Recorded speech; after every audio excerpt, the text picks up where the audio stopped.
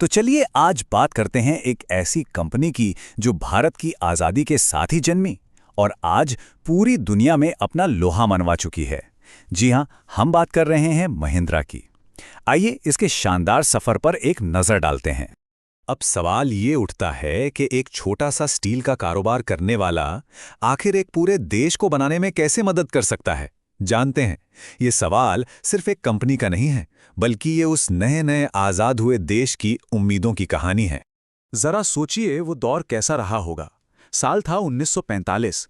भारत अपनी तकदीर खुद लिखने को तैयार था। हवा में एक नई उम्मीद थी, एक नया जोश था। और ठीक इसी माहौल में महिंद्रा की कहानी की शुरुआत हुई। और इस सपने को हकीकत में बदलने का जिम्मा उठाया दो भाइयों ने, जेसी महिंद्रा और केसी महिंद्रा। उनका मकसद सिर्फ पैसे कमाना या एक कारोबार खड़ा करना नहीं था, बल्कि वो एक ऐसी कंपनी बनाना चाहते थे जो आज़ाद भारत की तरक्की में अपना योगदान दे सके। तो इसकी शुरुआत हुई 1945 में मुंबई में। तब इसका नाम था महिंद्रा एंड मोहम्मद और ये एक स्टील ट्रेडिंग कंपनी हुआ करती थी। लेकिन फिर जब देश आज़ाद हुआ तो 1948 में इसका नाम भी बदल गया और ये बन गई महिंद्रा एंड महिंद्रा, वो नाम जिसे आज हम सब जानते हैं। और फिर आया वो मोड़ जिसने सब कुछ बदल दिया। स्टील के कारोबार से हटकर उन्होंने एक बड़ा दांव खेला। उन्होंने भारत की मुश्किल ऊबड़-खाबड़ सड़कों के लिए मजबूत विलेज जीप बनाने का फैसला किया।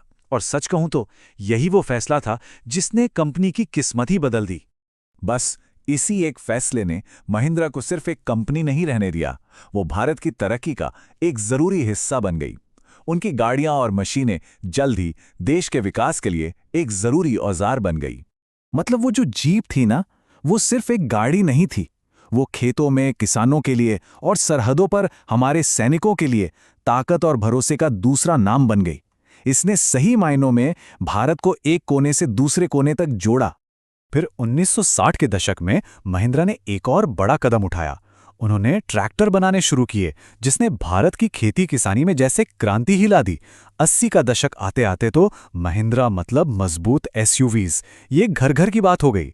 और फिर आया साल 2002, जब स्कॉर्पियो लॉन्च हुई और उसने तो भारतीय एसयूवी मार्केट को हमेशा के लिए बदल कर रख दिया। लेकिन कहानी यहीं खत्म नहीं होती। महिंद्रा के सपने भारत से भी बड़े थे। तो चलिए अब देखते हैं कि कैसे इस इंडियन कंपनी ने ग्लोबल स्टेज पर अपनी एक अलग पहचान बनाई। और ये आंकड़ा देखिए जरा, आज महिंद्रा का कारोबार 100 से भी ज्यादा देशों में फैला हुआ है।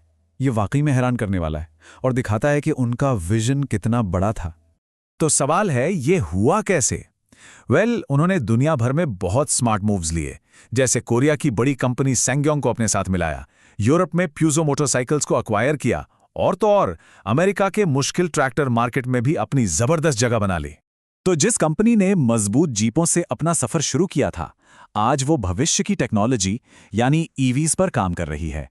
ये दिखाता है कि महिंद्रा ने हमेशा वक्त के साथ खुद को बदला है और इनोवेशन को सबसे आगे रखा है। ये देखना बड़ा दिलचस्प है। एक तरफ उनकी नींव है स्टील, जीप, ट्रैक्टर, मतलब सॉलिड मजबूत चीजें, और दूसरी तरफ है उनका फ्यूचर, इलेक्ट्रिक गाड़ियां, आईटी सर्विसेज, एरोस्पेस और रिन्यूएबल एनर्जी। कितना बड़ा बदलाव है ना? और उनके इनोवेशन के कुछ उदाहरण देखें तो भारत की पहली ईवी कंपनी महिंद्रा इलेक्ट्रिक उन्हीं की है। वो दुनिया भर की फॉर्मूला ई रेसिंग में हिस्सा लेते हैं और तो और टेक महिंद्रा और क्लब महिंद्रा जैसे बिल्कुल अलग अलग फील्ड्स में भी अपनी पहचान बना चुके हैं। मतलब साफ है, ये सिर्फ एक ऑटोमोबाइल कंपनी तो बिल्कुल नहीं है। अब सवाल ये है कि इतने सारे अलग अलग बिजनेस को एक साथ क्या चीज जोड़ती है? इसका जवाब इनकी कोर फिलॉसफी में छिपा है।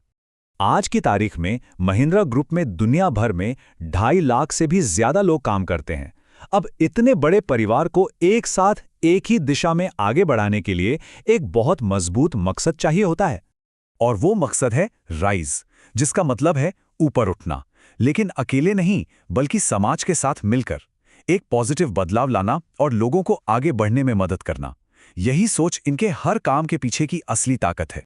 तो एक छोटे से स्टील ट्रेडर से लेकर एक ग्लोबल इनोवेटर तक का ये सफर, महिंद्रा की कहानी असल में हिम्मत, बड़े सपनों और एक साफ मकसद की कहानी है। ये साबित करती है कि अगर इरादे नेक हों तो कुछ भी नामुमकिन नहीं है। और ये पूरी कहानी हमें एक बहुत बड़े सवाल के साथ छोड़ जाती है। जैसे महिंद्रा ने अपने वक्त में देश को बनाने में मदद की, वैसे ही आज के और आने वाले इनोवेटर्स वो भविष्य के लिए क्या विरासत छोड़कर जाएंगे, ये एक सोचने वाली बात है।